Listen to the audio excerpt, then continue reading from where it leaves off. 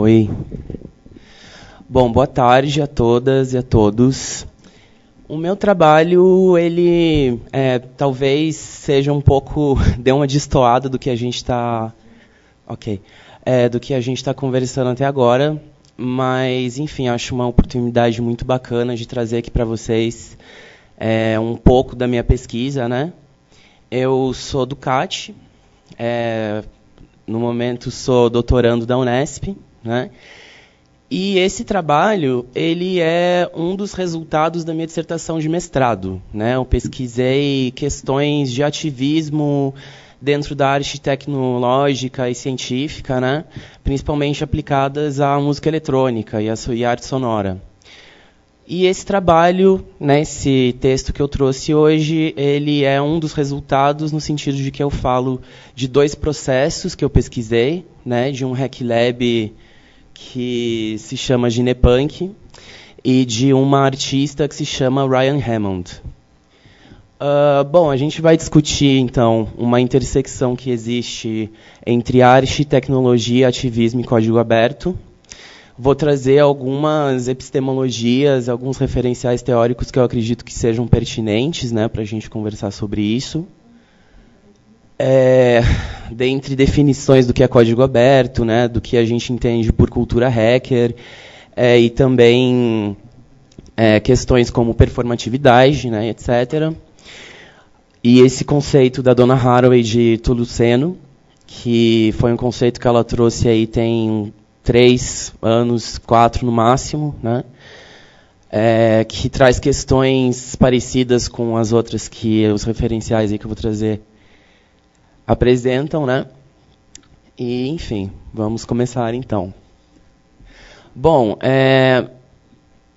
uma ideia muito importante, né, para pesquisar linguagem, na minha opinião, é essa ideia de performatividade, né? Essa ideia tem sido aplicada por pessoas de várias áreas do conhecimento, né? Eu não trouxe ela extremamente detalhada, né, mesmo porque eu sabia que o tempo aqui hoje não ia ser muito longo, mas, assim, dizendo por cima, uma propriedade da linguagem, né, de criar efeitos materiais no mundo, certo?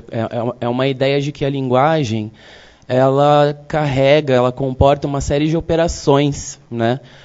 Como se fosse um logaritmo mesmo, operações de negação, operações de comparação, né? De binarismos e etc.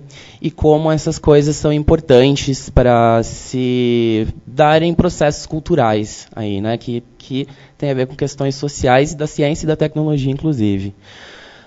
Também uma perspectiva que eu acho interessante e que eu acho importante trazer aqui é a ideia que o Stephen Wilson propõe quando ele fala da arte como pesquisa, né?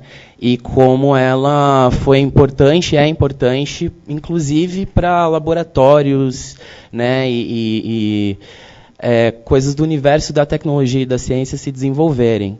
Por exemplo, né, a gente já ouviu dizer, a gente sabe aí que a NASA já chamou artistas para fazer residência lá, como a Laurie Anderson, né? Tem a Wendy Carlos mesmo, que é uma compositora e musicista eletrônica, ajudou o Robert Moog a desenvolver os sintetizadores Moog, né? A Wendy Carlos, que compôs a trilha de Laranja Mecânica, é um dos trabalhos mais famosos dela. A própria Ada Lovelace, né, que foi muito resgatada aí nos últimos anos como uma pessoa que deduziu o funcionamento dos softwares, né, a partir da máquina analítica do Charlie Babbage. Ela chegou a essa conclusão de que uma calculadora de logaritmos poderia produzir várias formas de linguagem, falando que aquela máquina poderia fazer música, né? Bom, também tem uma questão aqui que eu gostaria de abordar durante a minha pesquisa no doutorado, que eu comecei esse ano e que eu venho trabalhando desde o mestrado, que é a questão de trazer epistemologias subalternizadas, epistemologias que parecem que não têm um efeito tão significativo assim na pesquisa da arte e da tecnologia, né? E discutir algumas das proposições que essas epistemologias têm, né? Por exemplo, a teoria queer, o feminismo, estudos de decolonialidade, né? E questões dessa sorte, né? E para falar do código aberto, que é assim um conceito que a gente sabe que é um grande guarda-chuva, eu trouxe esse texto, né, desses 3 autores, que discute o que é o código aberto, né? E eu acho interessante essa ideia que eles trouxeram, que está aí nessa citação, né? Que o código aberto, ele não é necessariamente um campo que não se importa com uma circulação comodificada, né, no sentido assim, que não é que o código aberto não se importe com o mercado, digamos assim, né, falando a grosso modo, mas que propõe uma forma um pouco mais democrática de circular esse capital, né, esse conhecimento que é um capital. Então, o que eles dizem? Que as pessoas que estão envolvidas com o código aberto, ao invés de basear a sua reputação no que elas têm, eles a medem com base no que é passado adiante, né, numa cultura do presentear, né, numa cultura do oferecer uma possibilidade de somar conhecimentos que vão se escalonando e aparecendo e circulando, certo? Um texto fundador da cultura do código aberto é o texto do Eric Steven Raymond, que se chama A Catedral e o Bazar, que já tem aí vários anos, né? Foi um texto que teve um efeito muito importante em como a gente consome e usa softwares, né? Foi importante para o surgimento da organização Mozilla, né, inclusive. E ele fala uma série de coisas interessantes, né, nessa ideia da Catedral e do Bazar. Uma delas, eu acho legal de trazer aqui à tona e conversar um pouco mais, que seria uma espécie de preguiça construtiva. Que quer dizer o seguinte, você, como uma pessoa que desenvolve uma linguagem, um software, né, por exemplo, pode e deveria, né, se inspirar e até aumentar trabalhos que já foram feitos, né, no sentido de criar uma extensão de um conhecimento que já circula, né? Então, não é uma preguiça que remete à negligência, mas sim uma preguiça que remete à coletividade, né? Então, acho que essa é uma ideia muito interessante, inclusive para problematizar, questionar essa meritocracia dos softwares proprietários, né? Outra ideia que eu acho que atualiza o que o Eric Raymond conceitua como código aberto é o que a Maria Petecuca, né, PTQK, propõe num texto que se chama Machos Alfa e Acampadas em Beta, em que ela discute formas de mobilização política que aconteceram, principalmente ali a partir de 2011, com a ocupação da Praça do Sol, né, em Madrid, e como que isso influenciou, né, movimentos aí ao redor do mundo, por exemplo, como o Occupy Wall Street, aqui em São Paulo a gente teve também, no Brasil todo teve, no Rio de Janeiro teve Ocupa Cinelândia, etc. Bom, e quando ela critica o macho alfa, na verdade ela está fazendo uma crítica epistemológica, né, a um modelo de racionalismo científico, né, de hierarquização da informação de uma maneira que deixe ela, transforme ela num capital simbólico para a gente olhar para uma pessoa e atribuir a ela um papel de herói, né, e de líder. Isso é num contexto de hoje que a gente precisa pensar em questões de privacidade, né, nesse contexto do Big Data, é uma figura que está em crise, né, a figura do líder, né. Também acho legal assim, que nesse texto dela, ela traz uma frase anônima que diz: não se trata de tomar as ruas, mas sim de criar as praças. Então, quando a gente ocupa as ruas, na verdade, a gente não quer simplesmente transferir um poder que está num setor para as nossas mãos, né? A gente quer criar outra forma de circulação de conhecimento, de mobilização política, que, a grosso modo, aí, resumindo, seria o que ela metaforiza como ocupar as praças.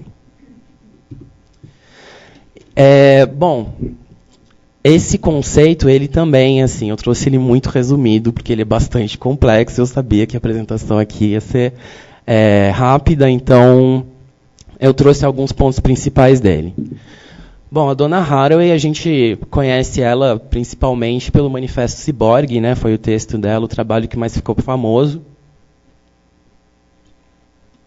E, de certa forma, essa ideia de Tuluceno é uma reverberação da ideia de ciborgue.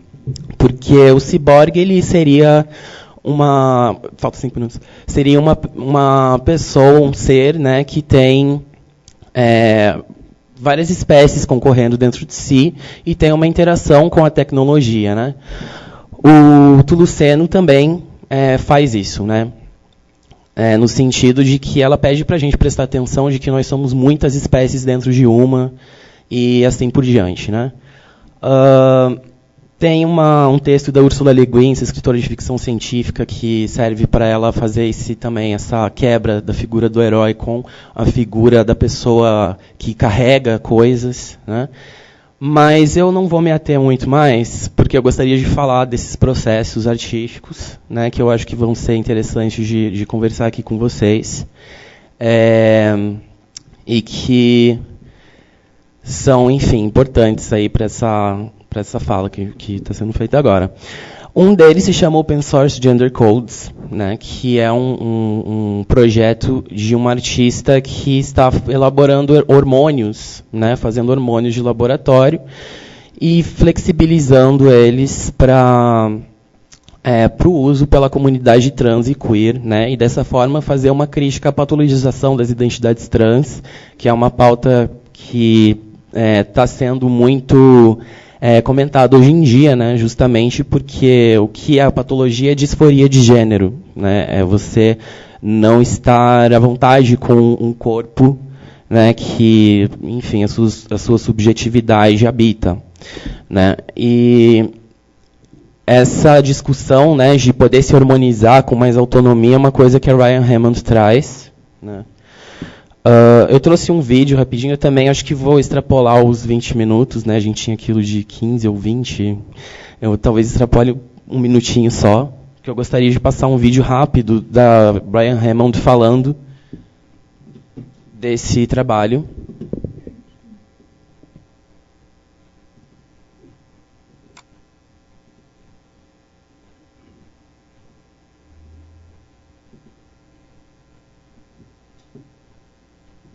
Focused on developing an open source platform for sex hormone production.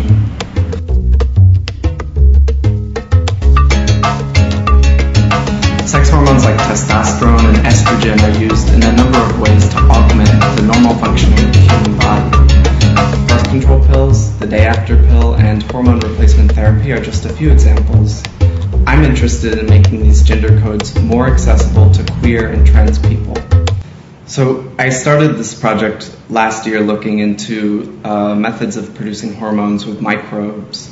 But after doing research for a few months and learning the terminology, what's already been done, I met Sebastian Kosioba, who is a plant biotech researcher, and he convinced me that working with a plant could be a much better system.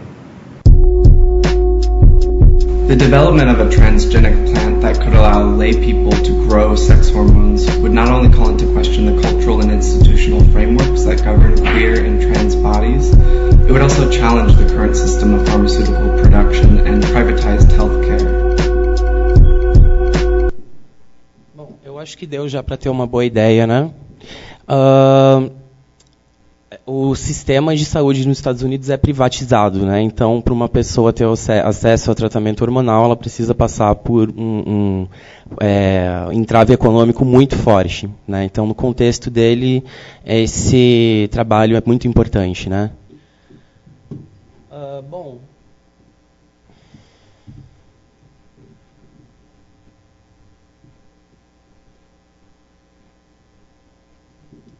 Esse é um evento que foi produzido esse ano, né, pela Ryan Hammond, que trata dessas questões que a Haraway traz também, de discutir essa dicotomia entre natureza e cultura, né, e como esse binarismo de gênero também é uma questão que precisa ser discutida, né, e etc. O outro processo que eu gostaria de comentar aí, bem rapidamente é a do Ginepunk, que é um hack lab da Espanha, né? E elas têm uma série de processos que acontecem lá, dentre eles a confecção de instrumentos de laboratório feitos a partir de fabricação digital, né, e programação. Por exemplo, esse espéculo feito com impressão 3D, né, e webcam reciclada. Essa centrífuga que serve para analisar fluidos do corpo e outros fluidos também, feita com um disco rígido de computador e Arduino, né, e também fabricação digital, acho que tem impressão 3D também, né. Tem esse microscópio do It Yourself, e elas têm esse interesse em sempre resgatar figuras da ciência que foram invisibilizadas, né. Aí, por exemplo, elas estão falando da Mary Ward, né, que foi uma figura importante para a pesquisa de microscopia. Elas também falam, não trouxe aqui um exemplo assim, mais figurativo, mas que eu acho interessante comentar, que elas propõem que uma glândula que produz lubrificação, né, uma glândula vaginal que produz lubrificação, que é batizada de glândula de Skinny, que foi um ginecologista europeu do século XIX, elas propõem que sejam rebatizadas de glândula de Anarca, que foi o nome de uma das escravas de um ginecologista dos Estados Unidos muito famoso, que se chama J. Marion Sims, que só desenvolveu a pesquisa dele sobre ginecologia porque ele experimentava em escravas sem anestesia. Essa é uma pesquisa delas sobre... É um fragmento de uma pesquisa delas sobre fluidos, né, e como elas estavam analisando a vida de peixes que foram desenvolvendo gônadas ambíguas depois que um tipo de poluição aconteceu num rio perto do Rec Lab delas, né? E eu acho também legal que elas estão discutindo uma questão de sexualidade interespécie, né? E como um neoliberalismo assim predatório pode interferir nesse bem-estar dessa espécie, né? E eu acho que, por enquanto, é isso. Agradeço a possibilidade de estar aqui com vocês, né? Trouxe algumas dessas conclusões em beta que, enfim, tem a ver com essa propriedade aí da linguagem, de estar sempre sendo construída e dos nossos processos artísticos sempre estarem embebidos de questões culturais e relações de poder, né? E o quanto eu acho importante que isso seja refletido nesse campo, né? Muito obrigado.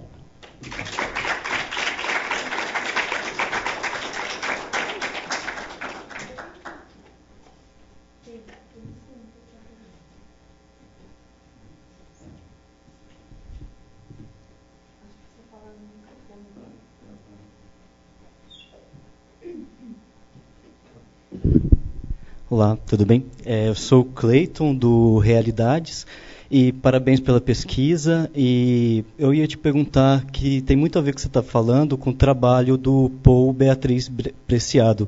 Você também está usando ele na sua pesquisa, que até inclusive a Donna Haraway e a Judith Butler são referências dele. E ele trabalha agora, mais recentemente, com essa questão de hormônios e pornografia, farmacologia. Então...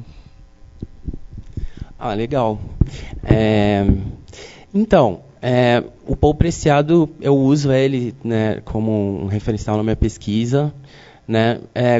Pretendo trabalhar um pouco mais, pesquisar principalmente manifesto contrasexual, né? Eu já tenho uma performance que eu venho trabalhando há alguns anos, que se chama o monitoramento da resistência galvânica anal, que é um polígrafo que funciona com biosensores anais, né? O Paul Preciado, ele coloca mesmo essa discussão de partes do corpo subalternizadas, né, colonizadas, como formas pelas quais a gente deveria falar. Esse Rec Lab e o Ginepunk também, eles têm, também na pressa acabei não trazendo outro processo deles que se chama dildomancia, em que eles fazem dildos a partir de materiais obtidos com, enfim, com os processos que elas têm investigado de fluidos, né, e também com impressão 3D, que degenitalizam, né, a sexualidade.